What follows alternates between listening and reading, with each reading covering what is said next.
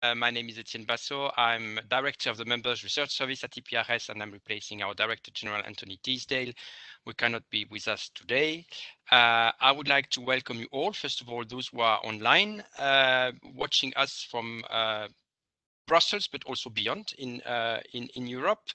And of course, I would like also to welcome our speakers today. Bart Szewczyk, hello Bart. Florence Gaub, hello Florence. And our own moderator, Elena Lazarou from the EPRS. And Radosław Sikorski will join us a little bit later. So welcome to this event on Europe Grand Strategy, Navigating a New World Order. I think it's the first time in EPRS that we have a book talk about two books, actually. But these topics are very interlinked in most minds there today. Think of Europe Grand Strategy is also thinking about its relationship with the US and about the future of the West, which is the topic of the second book, Partners of First Resort. If I'm not mistaken, it's also this week that the High Representative Josep Borrell will present his strategic compass to the college. So there are a lot of actuality that give meaning to this book talk today. Relevant to many ongoing projects of EPRS as well, including the writing circle we had on strategic autonomy and the mapping of risk and capabilities, a process in which we are engaged right now. And we had very interesting discussions with some of you at the Jean Monnet house in Pazosh. So welcome to all of you, and I will hand over to Elena, who will moderate the event. Over to you, Elena. Thank you very much, Etienne, and good afternoon to everyone.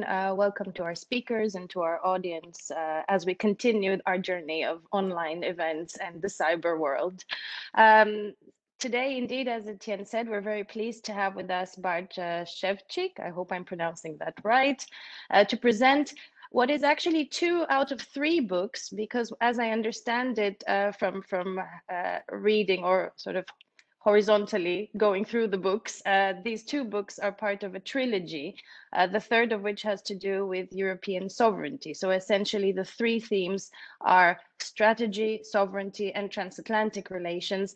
And I would say that all these 3 themes have been at the core of a lot of conversations about the EU's security and defense policy, its identity in a very challenging and transforming geopolitical world, and also everything that is culminating, as Etienne has said, in the strategic compass, which we expect to keep us very busy, I think, across Brussels and beyond in the coming weeks. So Bart, welcome, and also welcome at a very timely moment, and not least, I should say, because it is the 9th of November, and part of one of your books is thinking about the future of the West and moving towards a new world where the West is redefined. In a minute, I will ask you to guide us to the tour of your 2 of 3 books and perhaps give us a hint of what is in the third. But before I do that, I'd like to properly introduce you and our 2 discussants today, Florence Gaub and Radosław Sikorski. So Bart is an adjunct professor at Sciences Po Paris. He has been a non-resident senior fellow at the German Marshall Fund, which is where I last remember you from. But interestingly, also you come with experience as a member of the policy planning staff of the US Department of State, and if I'm not mistaken, also working on this side of the pond, so in the Commission on Transatlantic Relations. So I think your perspective from the US and the EU is really rare to find someone who's worked an insider on both sides. So we're really looking forward to you bringing in these insights together with the book. Florence Gaub is a very known figure in EPRS and in the European Parliament. She is the Deputy Director of the EUISS, the European Union Institute for Security Studies, but she's also the author of the ESPAS Global Trends report, Global Trends to 2030, Challenges and Choices for Europe, a big part of the work on strategic foresight going on interinstitutionally. So thank you, Florence, for being with us, and looking forward to your insights, both from your foresight work, but also potentially from your Middle East work, which is definitely related to Europe's grand strategy and transatlantic relations. And our third speaker, who will be joining us momentarily, will be Radosław Sikorski, a member of the European Parliament, chair of the Delegation for Relations with the United States, a member of both the Foreign Affairs Committee and the Security and Defense Subcommittee, and not least a former both Defense and Foreign Affairs Minister in Poland. So we will be looking at all these roles of Mr. Sikorski for the various insights he can bring into the discussion. Now, just a reminder to our audience that you can use the chat function and the Q&A function to pose questions throughout the meeting. That's the benefit of having things online. You can ask your question at any point and we'll pick it up. And a special thanks to my colleagues, Joanna Papp and Anne-Cécile Charlier for coordinating the Q&A. So Bart, the floor is yours. You have approximately 20 minutes to introduce your books to us, and perhaps, as always, interesting in books, book presentations, I think that there's always that time lag between when you did your research, you wrote it, it came out, and today. So perhaps also some thoughts on what's gone on in your mind during those last few months. Great. Well, thanks so much, Elena and Etienne and the whole EPRS team for hosting us today. And thanks very much as well to Florence for joining, as well as Minister Sikorski. As you mentioned, these two books are part of a trilogy, and they were basically an attempt to reflect on some of the strategic choices for Europe and for America, and offer several concrete recommendations. Now, to introduce the first book on European grand strategy, let me divide up my remarks into 4 parts. First, assessing the state of play. Second, explaining how strategy can improve decision-making. Third, designing strategy in Europe through 3-dimensional thinking. And fourth, realizing in Europe unactualized power by building up strength in the free world. And I'll unpack each of these things in due course. And in a way, you can think of this approach as applying the classic strategic framework, 4-part framework: context, interests, options, and recommendations, to the practice of strategy itself.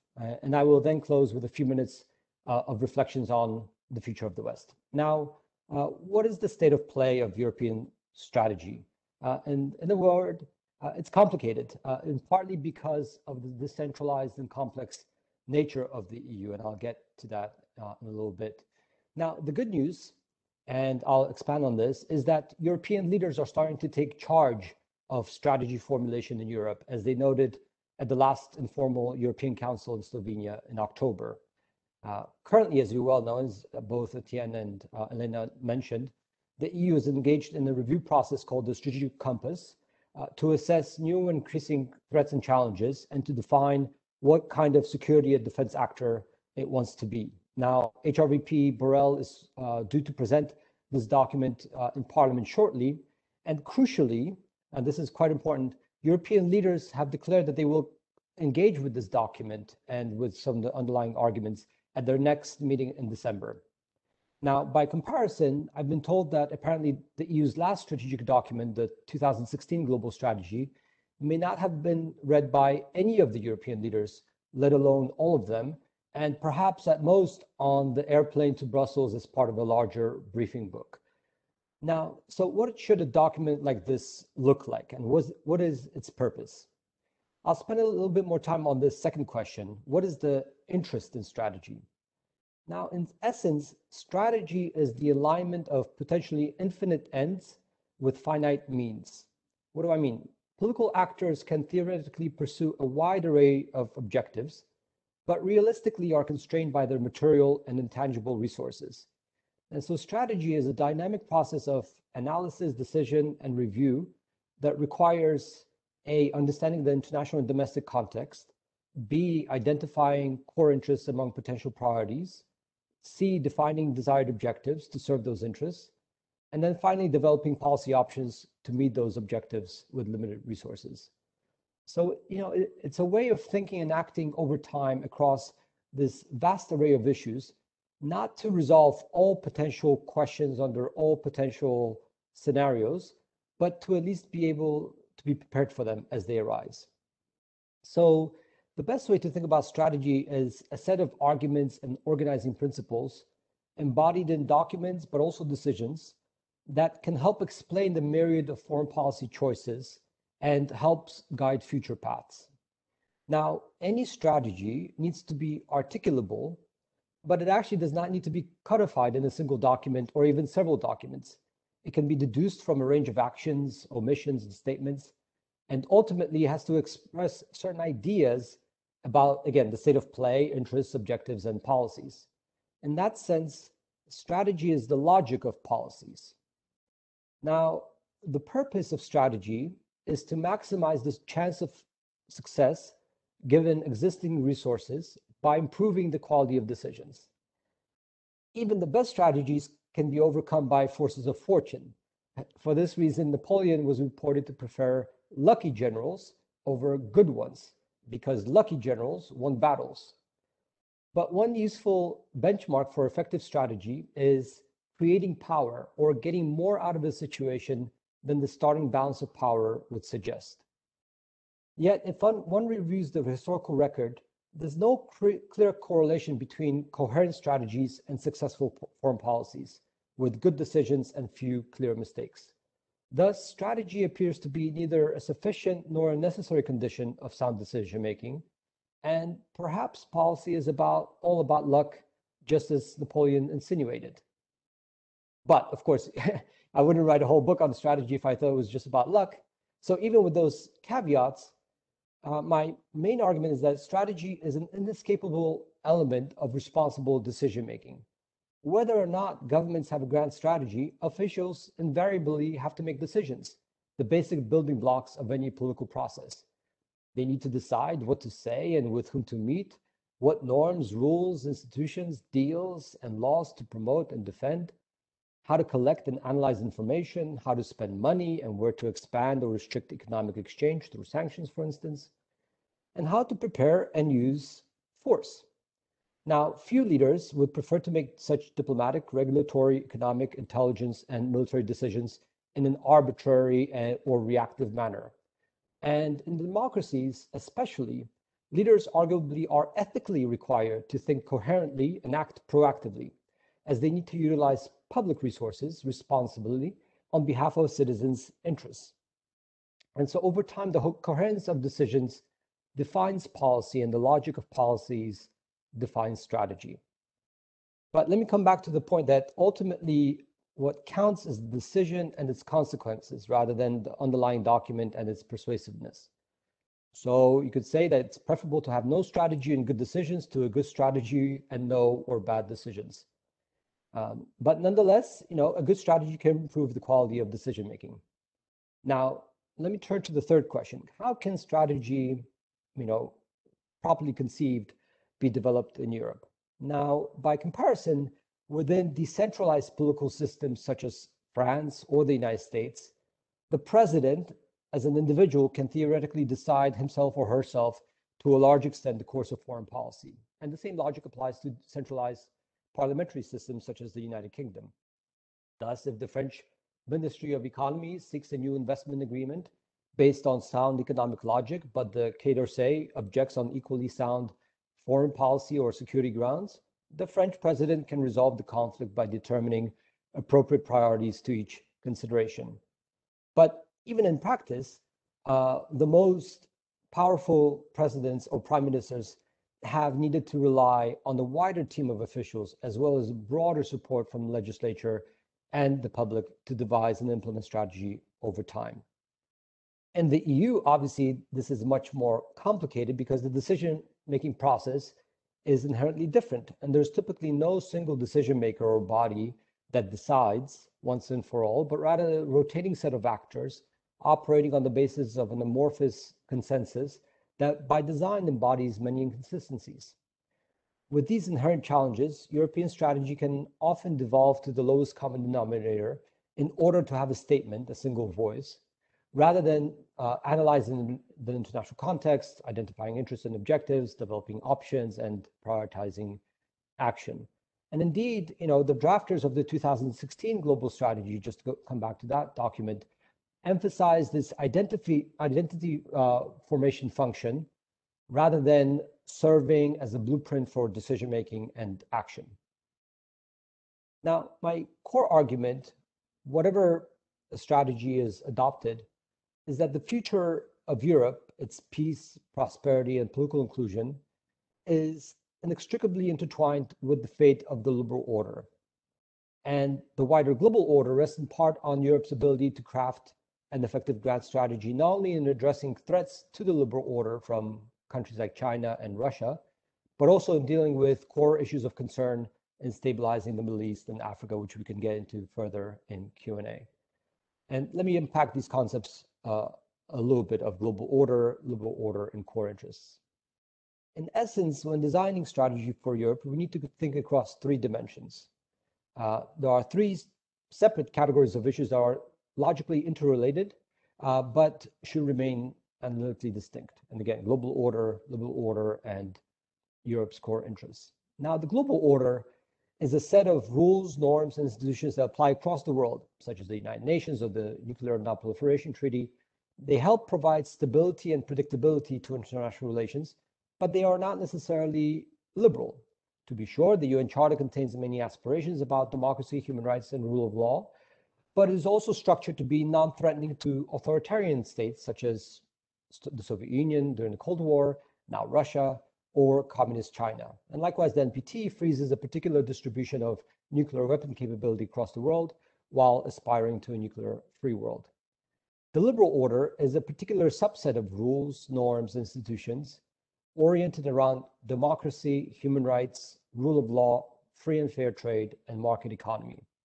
Its paradigmatic institutions are, of course, the European Union, as well as NATO, the Council of Europe, and the WTO.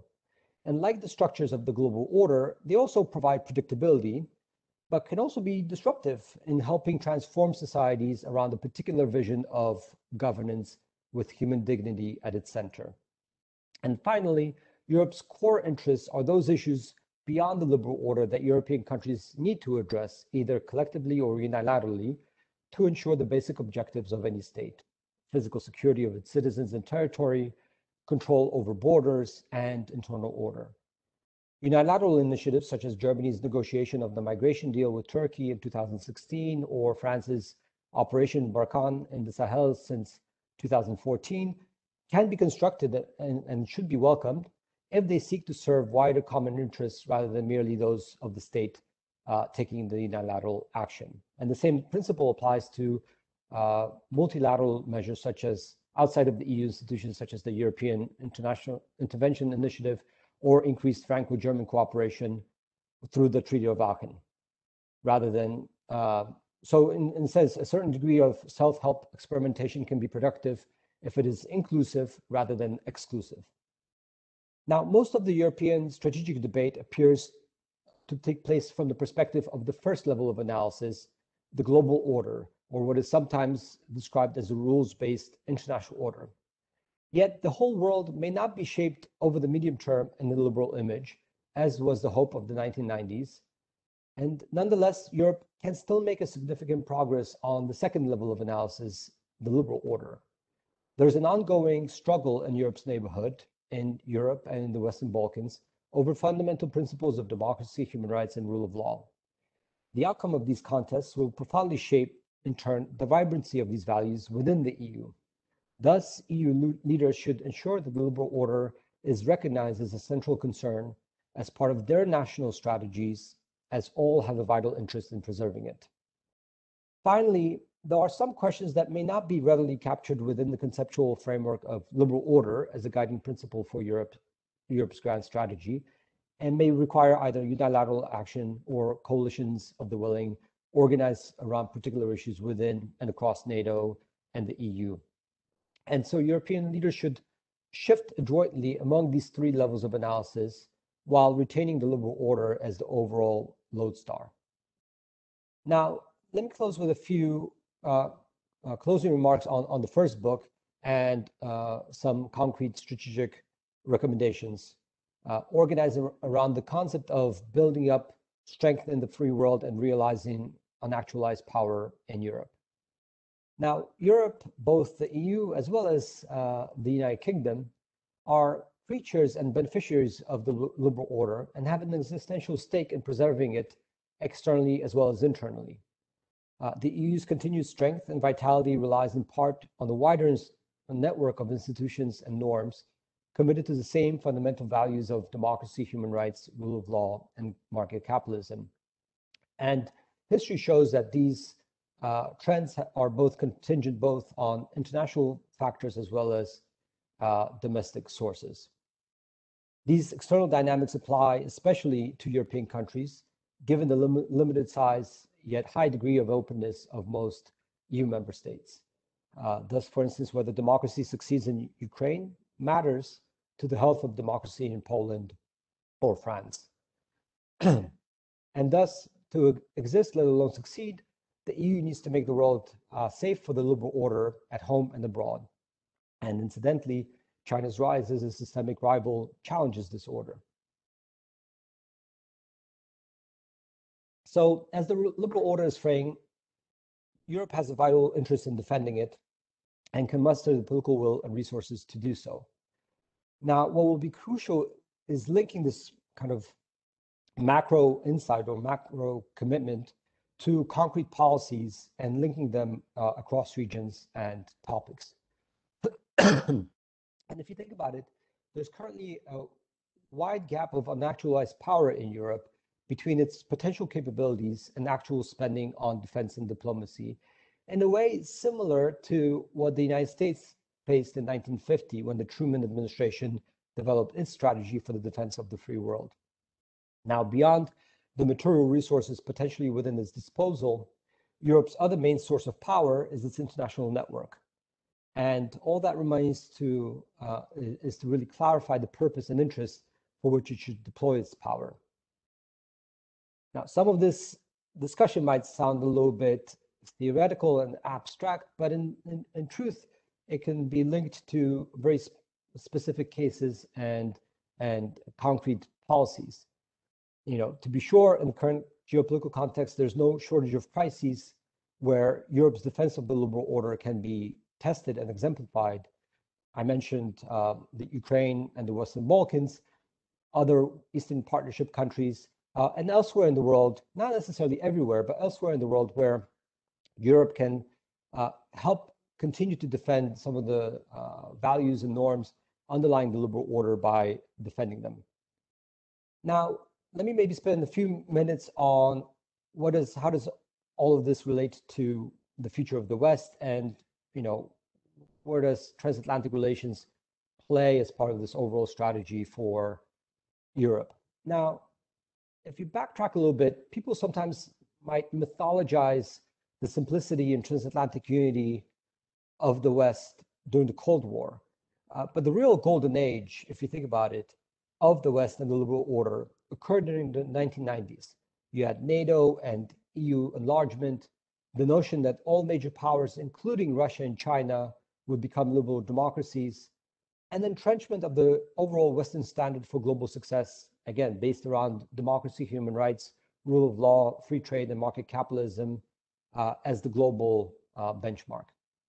Now, in the 2000s, 9/11 and the world wars in Afghanistan and Iraq dominated US foreign policy thinking, but they did not fundamentally change the strategic narrative and trajectory of the liberal model.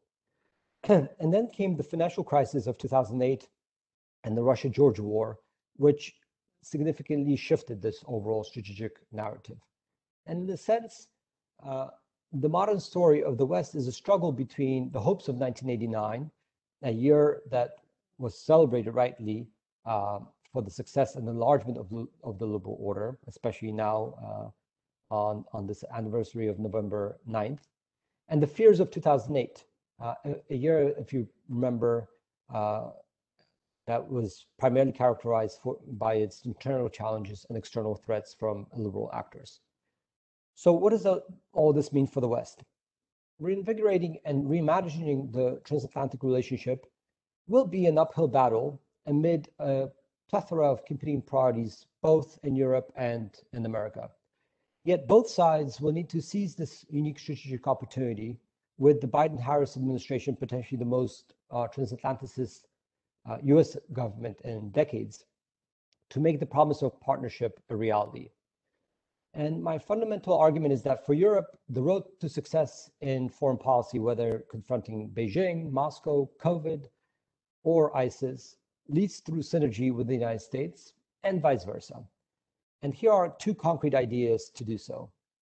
And initial steps have already been taken. Now, to build on prior achievements rather than simply repeating past practices, Western leaders should reinvigorate the partnership through innovative efforts culminating in the new Transatlantic Strategic Partnership Agreement and the creation of a Transatlantic Council. Some of this might sound vaguely familiar given recent developments. Now, a new TSPA could set out key areas of foreign policy and economic coordination and establish a Transatlantic Council to facilitate cooperation at head of state, ministerial, and staff levels. Transatlantic summits could be layered on top of NATO summits, where the first day would focus on NATO's core mission of collective defense, feeding into a second day of wider discussion of foreign policy decisions, with presence of all NATO and all EU member states, along with their institutional leadership. So a big agenda, big tent approach. And I said some of the initial steps have already been taken because you have had the EU-US Trade and Technology Council, which is sort of a more limited agenda in the same direction, as well as the US-UK New Atlantic Charter that was launched in June by President Biden and Prime Minister Johnson. But my argument is that we should think and aim bigger, both in terms of agenda and in terms of membership. Ultimately, however, it may be more important, even than negotiating a new text or establishing new structures, to restore the psychological impact of the old ethos that characterized the West. Now, let me end, and I'll really end here with a quote from President Biden from 7 years ago. Europe is the cornerstone of our engagement with the world and is our catalyst for global cooperation. He further argued that Europe remains America's indispensable partner of first resort and vice versa. And that's where, the title of my second book came from. And interestingly, the EU's HRVP Josep Borrell also, in his address to the European Parliament last year, stated the European Union and the US are and will remain key strategic partners of first resort in critically difficult moments. Now, first resort does not mean only resort, and other partners such as Australia, India, Japan, and South Korea are also integral for global collective action, as we've obviously seen with the Quad and recently with the climate conference. But the transatlantic partnership, the West as it were, is the core engine for the wider machinery of the liberal order, sort of akin to the Franco-German leadership within the European Union that's become, part of the bread and butter of the way decision-making works within the EU. And so this is the strategic vision on how to reinvigorate and reimagine the transatlantic partnership for the challenges ahead. And I'll turn it back over to you, Elena, and Minister Sikorski and Florence. Many thanks, Bart. Not an easy feat to pack two books in a 20-minute presentation, and I'll use the same verb, but there's a lot to unpack there, ranging from what grand strategy really is, definitions, what is the function of it for the EU. You mentioned the identity building function, but also the action blueprint function, the transatlantic relations and the liberal order. Many themes there, and I'm sure for those who haven't read the books, a lot to read about. But before they do so, they will hear from our two discussants, and on this occasion I would like to welcome Radek Sikorski, who joined us when you started talking. Pleasure to have you with us, Mr. Sikorski. I introduced you before you joined, but of course your position in AFET, but also as chair of the Delegation for Relations with the US, fits very well with those last comments by Bart on the transatlantic relationship, whether it is going through its best days and the institutions that he proposes with his co-author in the book. So I think if Florence is okay with that, I will go with the order of the program and ask you, Mr. Sikorski, to come in with your remarks, your reactions, and your assessments from where you stand on these all-important themes. Well, thank you. Congratulations on the book, and and congratulations on hosting this event.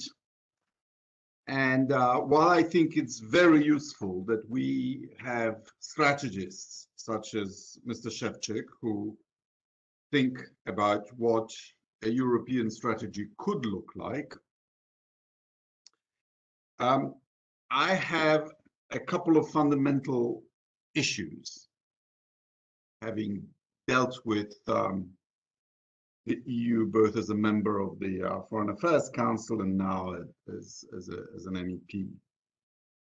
The first is constitutional. I have serious doubts whether a confederation such as ourselves can have a grand strategy. I don't think the United States, when it was a confederation, could have had a grand strategy. It fought a war, and a successful one, but fraught with difficulty, and it was a purely defensive one.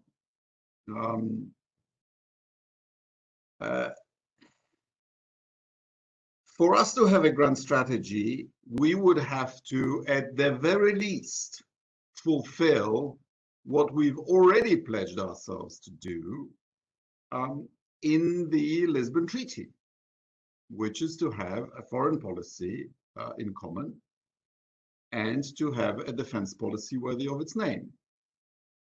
And yet, despite very clear, to some people shockingly strong formulations in the Lisbon Treaty to that effect, it doesn't happen. The European External Action Service is not in the lead on any important issue. I mean, namely, name me one. The member states have not removed themselves from any of the important initiatives that they pursue, whether it's to do with Iran or with Ukraine or with China. They all freelance on the side on things that are important to them, allowing the External Action Service to do some tinkering on the side. On defense policy, it's pathetic. You know, we've cut the defense budget by half. We now have €1 billion per annum for a whole continent. You can't have a serious defense policy for €1 billion per annum. And none of the projects, for example, in the European Defense Agency seem to me promising. And the kinds of people we select for leadership roles in these organizations tends to be multilateral people rather than real leaders. And the reason for that is that the member states don't really want to hand over influence to European institutions. So my question is, what kind of disaster has to happen for us to get serious? Will it be an invasion of the Baltic states or of Ukraine, or a kinetic confrontation between the United States and China and the withdrawal of American forces? And my nightmare scenario is that that happens quite quickly, whereas we will take years and decades to get ready. We might be caught in between, completely unprepared. My last point on your proposed institutional solutions will be a skeptical one, because I know that already American presidents find NATO summits a bore, because where is the core of decision-making power in the European Union? With whom do you make a deal for things to start moving? And there is no there as far as they are concerned, even in the NATO context, let alone a broader political context. I think the Trade and Technology Council is a very useful development. I advocated it as a COCOM Mark II, But I think for the United States to take such an institutional arrangement seriously, we would first have to show internal coherence and an ability to act together, to be treated as an equal. Otherwise, we will forever be coasting on American protection with huge pretensions, not enough actual power to bring to bear, us being frustrated, the Americans being frustrated, and the two of us together not achieving goals that we should be achieving given our economic power. So again, congratulations on the book. Thank you for the event. But I hope the disaster that needs to happen is not so big as to overwhelm us. Thank you. Thank you, Mr. Sikorski, for this generous dose of pragmatism, I would say, that is very necessary, as as they say, the road from theory to practice is paved with good intentions, but also with mistakes. So it's really good to have this feedback from your side, from the practitioner side. I'll now turn to Florence Gaub for her thoughts on Bart's presentation on all these various themes, and perhaps to add a question of my own, since Florence works on foresight, perhaps if there is a chance to give a sense of how that fits in with grant strategy. Thanks, Elena, and congratulations to Bart, whom we know is a prolific writer. I'm still stuck on a book since the spring, so I don't know how you do it, but give me whatever you're taking. I want it. While I was listening to you, I had, a few ideas, and I want to put 4 of them out here, and one of them will bounce off on what Elena just said. The first is obviously on strategy, because we're talking about strategy. I was wondering, and these are more questions to you. I'll explain to you where they're coming from, but I was wondering in your reflection process whether you felt, is there a history, or can we delineate a history of strategy in the European Union? Like, at one point, would you say, did it become more strategic? Where is it less strategic? What does that even mean? We're very good at berating ourselves for not having a strategy, or when we do have a strategy, then it's actually not adapted, et cetera, et cetera. When, the current already out, leading to its end, I don't know, conversation on strategic autonomy, to me seems to indicate there seems to be at least more awareness of the fact that we should have a strategy. And I'm purposefully not saying grand strategy, because I feel like, as you also said, strategy doesn't necessarily have to be one big document that says everything. It could also be, you can deduct it from what states or organizations are actually doing. So sometimes strategy is not articulated. So in other words, have we become more strategic? Are we there yet? When would you say was the birth date? Is it 2003, the security strategy, or is it even before that? And if yes, where is this journey going? What I find interesting about the strategic autonomy debate is that it seems to suggest that we don't have strategic autonomy. But when we look at all these different areas where we have devised strategies, sub-strategies, because if you Google EU and strategy, you'll find loads: connectivity strategy, transition, energy strategy, et cetera, et cetera. I don't know if they all add up to a larger strategic whole, but I'd like to, as I said, hear from you whether you feel we've become more strategic in the process, or is it all paper? Which leads me to another observation. While I was listening to you, said basically so strategy has an identity component, and it has an where did I write it? It has a process, not an output component, so actions, decisions that we take from it. So I'm wondering whether we're more in the iterative part of the process where we talk about strategy in order to affirm my identity, or is it actually to generate decision and action? A wise man during my NATO days told me a strategy has to be feasible, acceptable, and suitable. So that entails for me that feasibility means that we have to know what we actually have. So taking stock, you said at the beginning, strategy is necessary when you don't have unlimited means, right? And so by definition, we don't have unlimited means, but do we actually know what we have? And is that perhaps also the purpose of the strategic process? But then the other two, acceptability and suitability, relate back to, I would say, the member states, what Radosław Sikorski just, I think, very clearly formulated the frustration that we struggle to come to a process whereby not just everybody blurs out what they think is strategy or what they think needs to be done, but how do we then all bring it together? And that's, I think, the big question that everybody has. How do we manage that? How do we get these 27 together? I think it's important to stress that strategy is not just military. It's not just foreign policy. I think it's just basically everything that you're trying to achieve.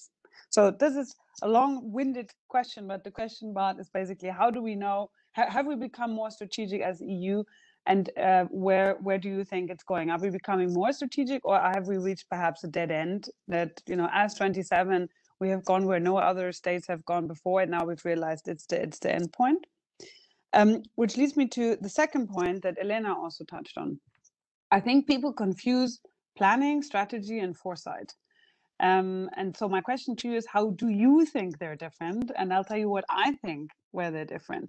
I think for me, it's a three-step process, right? So foresight, which is also the process in which you should understand what you have, or what others have, is a much broader process, a much more explorative process, whereby you try to understand, what's the broad future out there, and then you define in a second step, which would be strategy, what is it that you want to achieve within that future, and then in a third step you go to planning and you operationalize it. But I think a lot of times people confuse strategy and foresight, or even planning, and they think, you know what, I'm just going to do a list of things that I want to achieve, and then I'm going to go out there and get it done. And I think the problem there is that it's quite messy, and it completely disregards the strategies and objectives of others.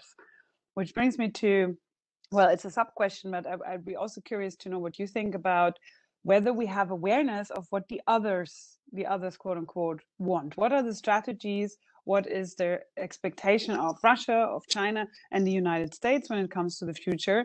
And how do they fit into our own formulation of strategy? I mean, you touched a lot on the United States, very briefly on China and Russia, but I think part of the, that we feel in the system at the moment is that they have competing visions of the future, and their strategies are likely to collide at some point. And I'm wondering, because my personal impression is that we don't spend much time thinking a lot about what is it that Russia and China want. We assume we know what they want, but do we actually have a reflection process on checking our assumptions and matching it with what we know? And last but not least, and I think Radosław Sikorski will like this question, what do we do now with that great book of yours? As policymakers, we'll want to know, okay, tell me how we actually gonna come to a strategy. How do we operationalize a strategy? Do we have to develop a process? You mentioned the strategic compass, which is an iterative process, but is that the right iterative process in your point of view, or do we need something else? How do we get there, Bart? Thank you. Go ahead, Elena. I just wanted to say thanks to Florence to move it to give the floor to you, but in between to also remind the audience that they can use the chat function and the Q&A function to ask their questions at this stage. So to you, Bart. Great. Thanks so much to both Minister Sikorski and Florence for these very difficult questions. And maybe let me start with Minister Sikorski's questions first. Look, I agree with you that it would be easier to develop a strategy if the EU resembled a centralized political system akin to France or the United States or even the United Kingdom, which has a very centralized parliamentary system. That's not the EU that we have. It's probably not the EU that most people would want. And so we have to deal with what we have and not necessarily an arrangement that might, for instance, make it easier to formulate strategy. And incidentally, and I mentioned this in the opening remarks, the fact that you don't have a centralized political system within the EU is also reflected in specific national governments. If you take, coalition governments, be it in Germany or in Italy, they also have to negotiate internally, compromises and an overall vision for what they want their country's foreign policy to be.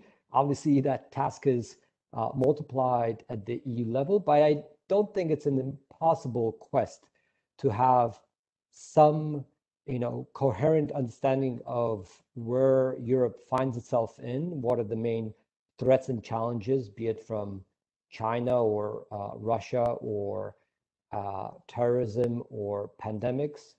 That sort of underlying analysis can be conducted in a decentralized fashion at 27, or even within EU that's larger than 27 member states.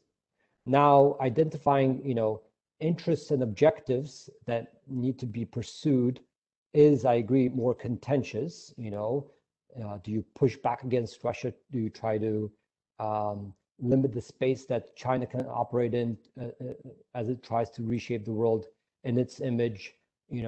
How do you approach the Middle East? All these issues are going to be more contentious, but I still don't think they're impossible. And there's, an underlying logic of common interests within the EU that should help drive leaders in the same general direction.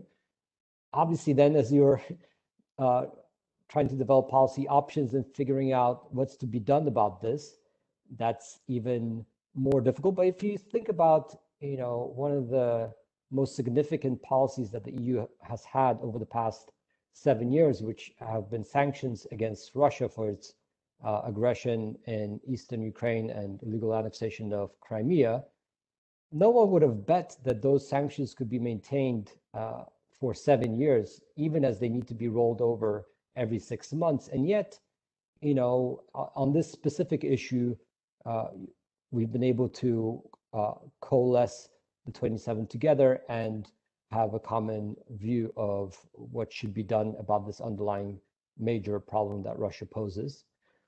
So without a doubt, a lot more needs to be done, but I think we can make gradual progress in a good direction, because other countries, aren't necessarily centralized as well, and they need to likewise deal with sort of formulating strategy at a national level.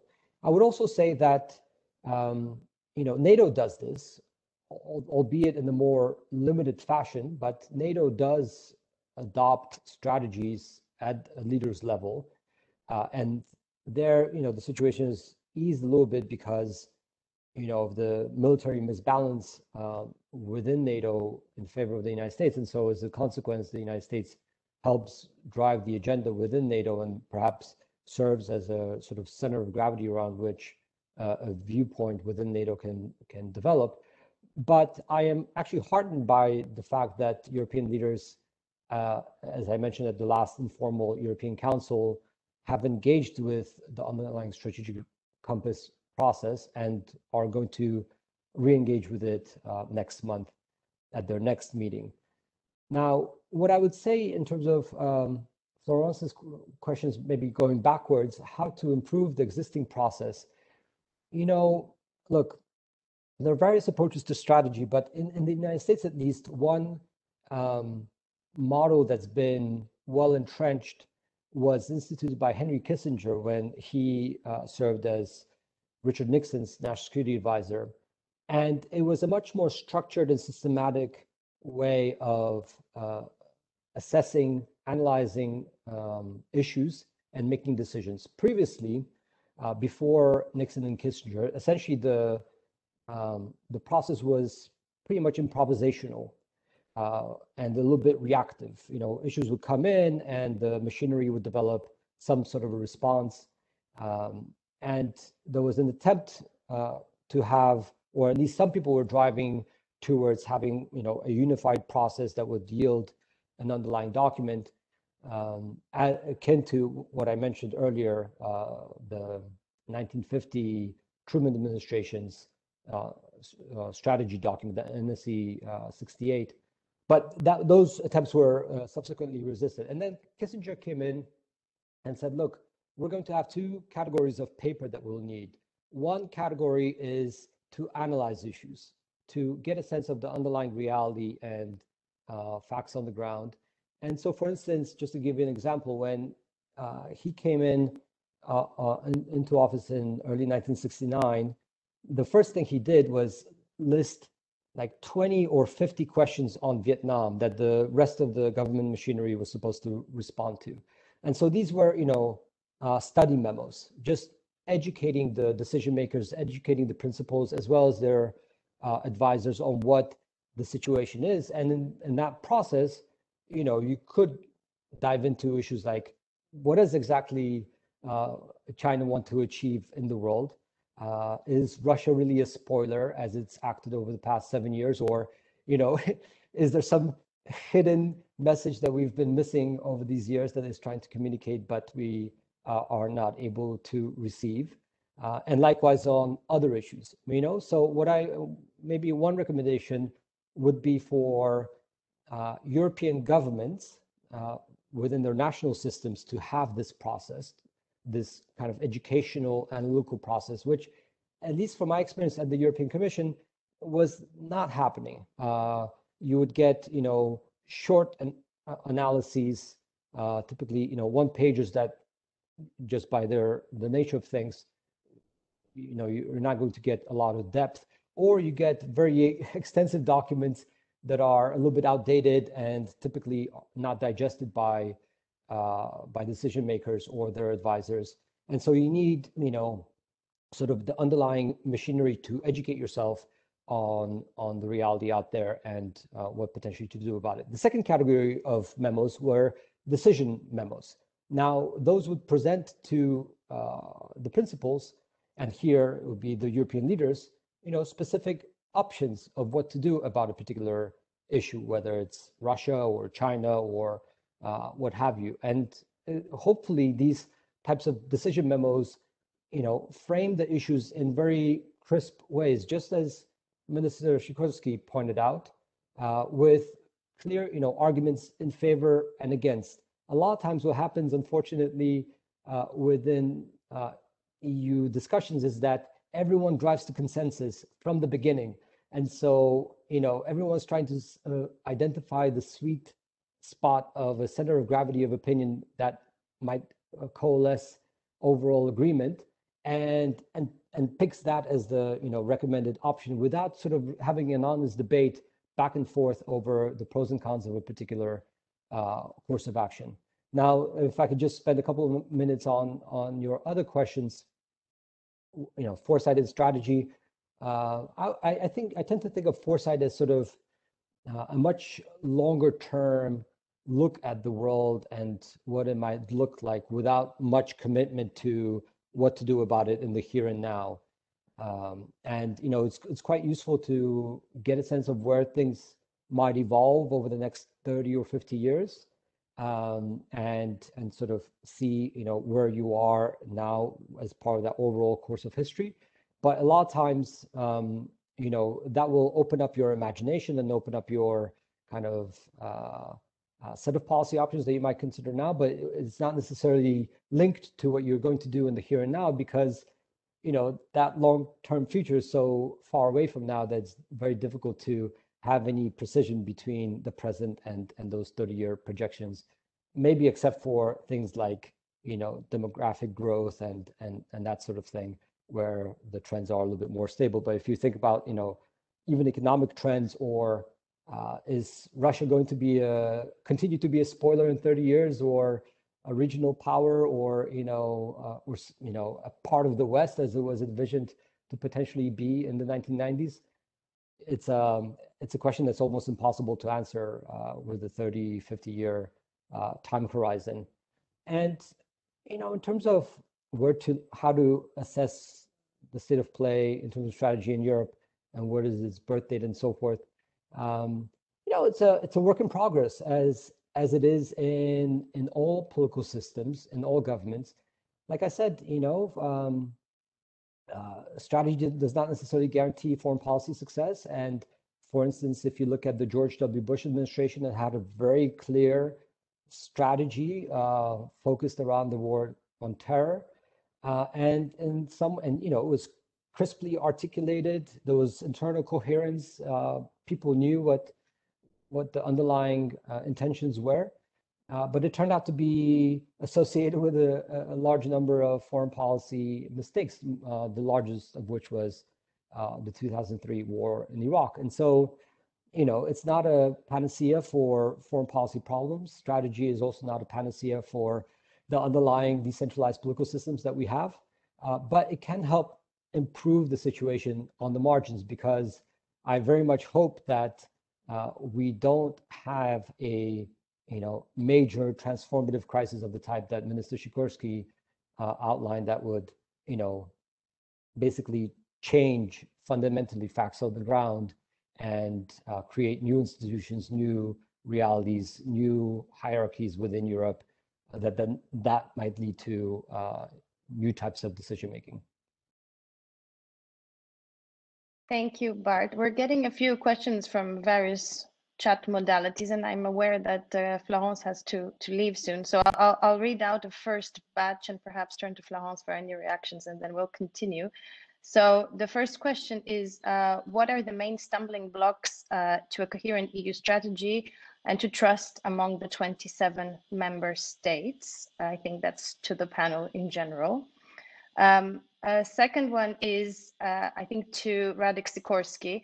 If a confederation cannot have a grand strategy, then how can the EU become a stronger global actor? Then there is a question directly to Bart. I'm grouping them so we can get back to them all together. Bart, in an EU grand strategy, how could the EU strategic partners influence its shaping process? Will the EU have to pick new partners or rethink its current partnerships? I guess it's about input of partners into EU grand strategy. And then the last one for this group is, how do we ensure legitimacy of our EU strategy? So 4 quite extensive, large questions, macro questions, but perhaps I'll turn to Florence Gaub first, as she has to leave us in 2 minutes. So Florence, to you. Thank you, Elena. I want to try and address the stumbling blocks question. I think, yes, the perception is that it's always, you know, lack of agreement amongst the member states and so forth. But I think it starts actually earlier, because I would say that member states have strategies or government strategies on what they as governments want to achieve, as elected governments and so forth. But it doesn't necessarily boil up to an international strategy. And the reason for that is that at the international level, your room for maneuvering is by definition very small. You have much more control over your national agricultural sector, let's say, than you have over what Russia is going to do next. So I think there is an instinct to divert to what's possible. You know, politics is the art of the possible, and to do what you were elected for. And you weren't elected on a ticket for grand strategy, you were elected on delivering on national goals. So I think that's per definition a little bit, you know, the way it is designed. But I would also say that self-awareness, lack of collective self-awareness, what we already have and what we can achieve with it, what we want to achieve with it, this is part of the iterative process that Bart touched on earlier. So even though, you know, you can dismiss a lot of these conversations, strategic compass, etc., as just paper, I think it's not about what comes out in the end. It's about the process during which self-awareness is generated and goals are formulated. And then I think, yes, indeed, that could be the nucleus towards something more pronounced. But it is a painful process, because by design, it is not geared towards something that normally national states undertake. Thank you very much for that, and thank you for being with us this afternoon. We look forward to the next event. I will now turn to Radek Sikorski. There was a specific question for you, but also I'm sure there's more you would like to pick up on, especially with regard to trust building and getting the 27 on board. confederation cannot have a grand strategy, then how can the EU become a more important player in international affairs? Well, the answer is it can't, because if you are not a federation, then you don't have the unity of command, you don't have the speed, and then you don't have some of the instruments of power that nation states like China, Russia, or the United States do have. So you will be much weaker, and we will be perpetually taken advantage of. But I can't think of an example of a confederation that became a superpower. Either we keep our national particularities and freedom of action, or we become stronger together. You can't have both at the same time. You have to make choices.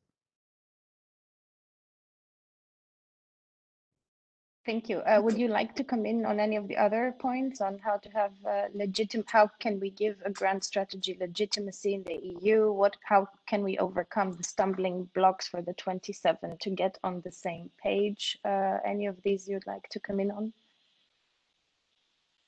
Look, I don't buy the argument about how the EU is insufficiently democratic and therefore lacks legitimacy. You know, I'm a democratically elected MEP. The council consists of democratically elected prime ministers or foreign ministers. The commission is appointed by the democratically elected governments. I mean, how much more democratic can you be? Thank you. Bart, back to you to respond to one or more of these questions as you wish. I mean, there were several directed directly to you. No, I'd be happy to. And maybe let me just pick up one key point that Minister Sikorski made, which is, you know, that the EU as currently constructed is unable to really engage in strategy properly conceived. But if you look, obviously I agree that there are challenges to having a decentralized political system. But let me just come back to the point that if, you know, the benchmark for strategy is having a centralized system like in the United States or in France, then that would exclude many coalition governments, Italy, Germany, elsewhere, where normally people would be expected, those governments, those nations, to be able to formulate strategy. So that's one point. The second point is that, you know, traditionally, alliances have had the ability to engage in strategy properly conceived. During World War II, obviously, you had, you know, the US-UK alliance sort of in the forefront in waging that war effort, and obviously it didn't create, you know, a supranational entity, but it was, and there wasn't a unified chain of command. There was still, you know, two countries sort of coordinating their activities together, but you can't speak of a wider US UK strategy during this period of time with very good consequences. And here again, you know, we have the EU that we have, which is a decentralized political system, until there's a fundamental shift, which is not, you know, foreseeable over the near-term future. We work with the EU that we have, not necessarily the EU that one would that would, you know, make it easier to engage in strategy formulation. And I think it is possible, or in any event, we do have things like the strategic compass and debates on strategy at the European leaders level. And the question is how to improve those on the margins. And I don't think it's necessarily an impossible task, because again, that process can yield important policies such as sanctions against Russia, you know, a unified diplomatic and economic approach towards China, you know, some sensible approach on migration. You know, there are a number of different issues that flow from sort of a better underlying understanding of strategy.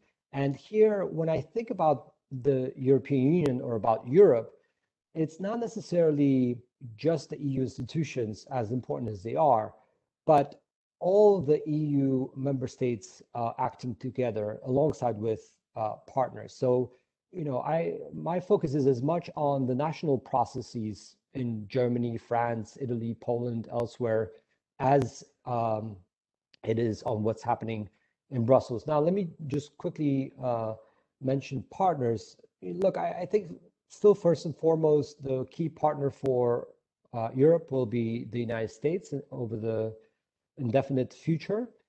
And let me just maybe expound a little bit on the idea of the Transatlantic Council and why it could make sense. Now, it is true that a lot of times in the US, people are skeptical of new institutions. Although here, the Biden-Harris administration was quite interested in launching this Tech and Trade Council, which again could be dismissed by skeptics on the same institutional grounds, why have another institution and that sort of thing. The reason why the Transatlantic Council writ large would be a good idea is because, in the end, no man is an island, no country is strategically fully autonomous. And even a large country like the United States needs allies and partners, and it looks to Europe for those allies and partners first and foremost. And obviously, as Minister Sikorski pointed out, you can't just make a deal between the US president and the European Commission president or the European Council president, because the EU is a decentralized system. But if you have everyone at the table, all the EU and NATO member states alongside with the institutional leadership, you can make significant progress on some of these underlying long-term core issues such as China and Russia. And if you think, you can't have a meeting at like 30 plus member states, well, that's what the Coalition to Defeat ISIS was. Now, it's a much more targeted sort of alliance, much more targeted sort of endeavor with much clearer underlying objectives, destroying ISIS. But it does occur, or it has occurred at 50 plus, 60 plus member states. And so here, given the underlying commonality of interest and overall, similar approach to the world, I think it is a feasible goal, and it would help improve the situation on the margins.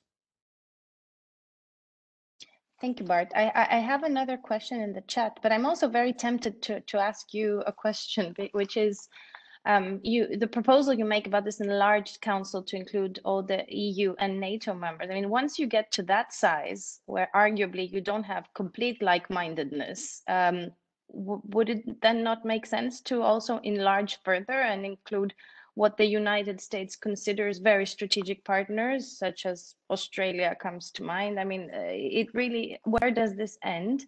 And since I asked you a question, I will also ask one to Minister Sikorski, and then also add the one from the audience, and I think that will get us to the end.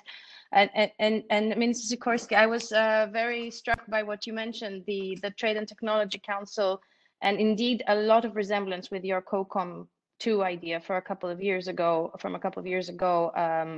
on the export controls and a Western Alliance for Export Control. So basing on that, I wanted to ask you, how do you see the European Parliament, and particularly the delegation which you chair and the TLD, having an influence in everything that is going ahead on transatlantic relations? So I guess that's one question to each to end, and to add the question from the audience, which is, how can we measure success in strategy in foreign affairs? So it's a sort of broader macro issue, but very important nonetheless. Are there indicators, the person continues, for European strategy?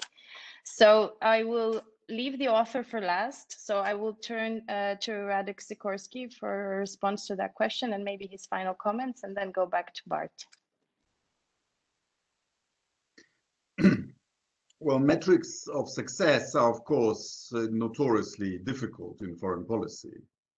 But, at the moment, literally today, the dictator of Belarus is trying to breach the border of the EU on the Belarusian-Polish border with 1,000 especially imported migrants.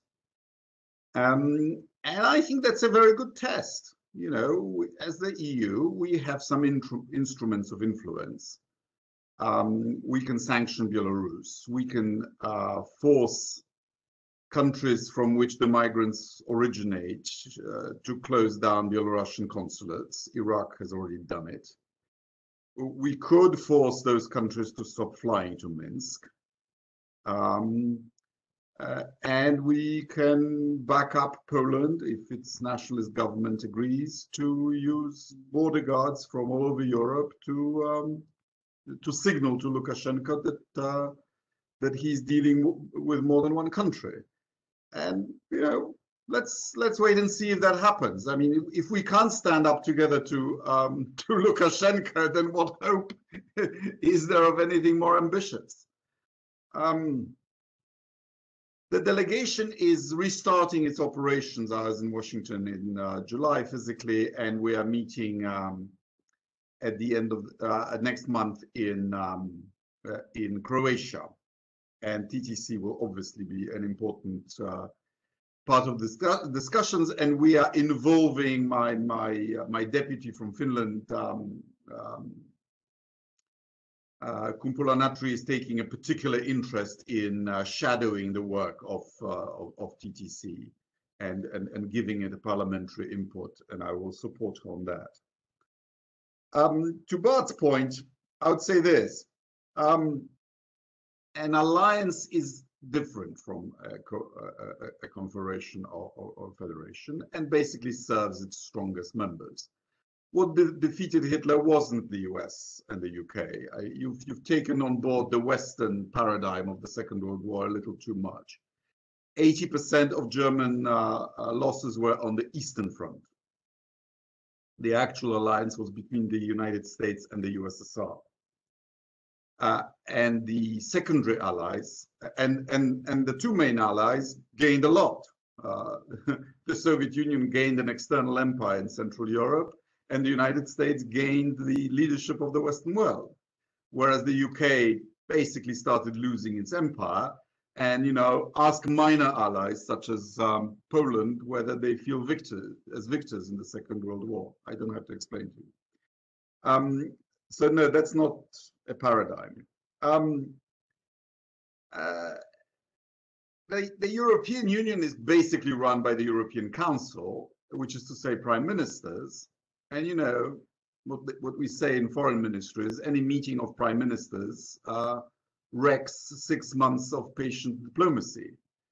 I mean, these you know, for the prime ministers, foreign policy and grand strategy is not their priority.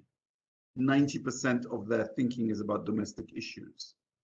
And we've negotiated the Lisbon Treaty so brilliantly that foreign ministers are not even there. So I wouldn't count on the European Council to develop or even approve a grand strategy for Europe. You say that we've agreed the sanctions on Russia. Yeah, we did. I was there. But let me tell you, it happened by accident. If it hadn't been for the Russians shooting down that Malaysian airliner with Dutch citizens in it, the sanctions would never have happened. It was that. The taking of Crimea and the invasion of Donbass would not have been enough. And look, to back up my argument, look where we are taken seriously as the European Union. There is one area where we are an equal of the United States or of China, which is trade policy. But it's the area where we have given the Commission the exclusive right to negotiate on our behalf. This is the area in which member states can't freelance on the side and undermining the agreed policy all the time because they're precluded from acting in that sphere. So where we act as a federation, we are a superpower. Where we don't, we're not. Thank you very much for those insights. Really a lot to take forward, and we will all have our eyes open for the meeting in Bled, I believe. So moving forward, Bart, I'm afraid we have exhausted our time, so I will have to be a moderator that gives you 2 minutes to respond to a huge array of questions, but perhaps a lot of the answers can be found in your books, which we encourage the audience to pick up. So if you'd like to wrap up with 2 minutes of your thoughts on the questions asked. Great, thanks very much. And let me first take the time to thank you and Minister Sikorski and Etienne, and again, the whole EPRS team for hosting this session. Look, maybe I'll address your question about, the Transatlantic Council and is 30 plus too big. And in some ways, George Kennan worried that NATO might be too big if it included non-Atlantic countries like Italy or Turkey or West Germany, because where do you stop? Once you include these countries, there are no longer North Atlantic countries. His argument was, you had to have an Atlantic alliance because you could resupply with the freedom of the seas Atlantic countries much more easily than inland countries like Italy or Turkey or West Germany. But NATO now expanded to 30 countries, and it's still operational and effective. And here, obviously, the Transatlantic Council would need to work with core allies in the Indo-Pacific that I mentioned: Australia, South Korea, Japan, and India. But it's sort of the engine for the wider liberal order, just as France and Germany oftentimes are engines of decision-making within the EU. And in terms of benchmark for success, let me maybe close with a little bit poetically. I agree that a forceful stance towards Belarus and Lukashenko would be a key test. But more generally, strategy is sort of, it should rest in the hearts and minds of leaders, now, be it presidents, prime ministers, or foreign ministers. I'll let that debate on to be resolved internally within each member state. But in essence, if it rests in the leaders or the decision makers' minds and hearts, then you don't really need a document to drive it. And if it's not internalized as part of their thinking, in a way that, not to be too poetic about it, but in the way that Minister Sikorski thinks about these issues, or his other counterparts, Carl Bildt, other key foreign ministers in European history that have thought about underlying decisions within the wider framework. They don't need documents to guide their decision making. It's internalized already, and so I would hope that with these sessions, these books, some of these habits can be internalized much more widely. And I thank you again. Thank you very much. As a Greek, I have to say that the decision to expand NATO membership beyond the coast of the Atlantic back then definitely can change the course of a country's history. But more importantly, I wanted to thank our speakers today, Florence Gaub, Radosław Sikorski, and yourself, Bart, as the author of these 2 books, for this discussion. As you said, there's a lot to discuss, and sometimes it seems very theoretical, but then every now and then we see the concrete output, institution building, the diplomacy, the resources, and these do come on the back of a number of those discussions, such as those in your book, the one we had today, and everything that's going on in the think tank world and within EPRS, we hope. Thank you very much for being with us today. I will give the floor back to Etienne Bassot to close this event, and also thank my colleagues who have taken care of the excellent logistics. Many thanks on my side to Mr. Sikorski, to you, Bart, for the presentation, and to you also, Elena, for the very effective moderation of this event. I would like just to announce that we will have next week on Tuesday an event jointly organized with the European University Institute, and it's going to be about the political science of next generation EU, exploring potential impacts of the new recovery fund. So also a whole afternoon conference on Tuesday afternoon from 2 o'clock until 6 o'clock. And you are most welcome to attend. Many thanks again to everyone, and also to our online audience. Have a good day. Bye-bye. Bye.